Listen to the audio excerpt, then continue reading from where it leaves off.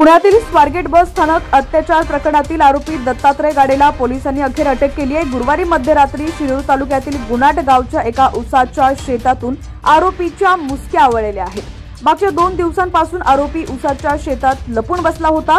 भुकेने व्याकुळ झाल्यानंतर तो पाणी पिण्यासाठी एका नातेवाईकाच्या घरी गेला। याची टीप पोलिसांना मिळाल्यानंतर आरोपीला बेड्या ठोकलेल्या आहेत। पोलिसांनी रात्री 1:30च्या सुमारास आरोपीला पुण्याला रवाना केलं। त्याला रात्री लष्कर पोलीस ठाण्यात कोठडीत ठेवलं होतं। यावेळी पोलिसांनी आरोपीची चौकशी केली असता एक खळबळजनक खुलासा समोर आलाय।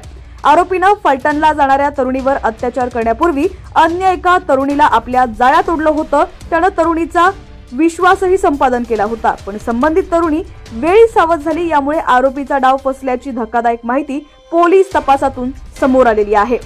पोलिसांनी केलेल्या प्राथमिक तपासानुसार आता आरोपी गाडेनं यापूर्वी देखील अशाच प्रकारचे गुन्हे केल्याची शक्यता वर्तवण्यात आली आहे। नराधम आरोपी दिवसा आपल्या गावात राहायचा आणि रात्री पासचा वापर करून छत्रपती शिवाजीनगर, स्वारगेट, अहिल्यानगर, शिरूर एसटी स्टँडवर फिरायचा। यातूनच काही दिवसांपूर्वी त्यानं एका मुलीला असंच जाळ्यात ओढलं होतं। मात्र ती मुलगी सावध झाली आणि त्यामुळे आरोपीचा डाव फसला।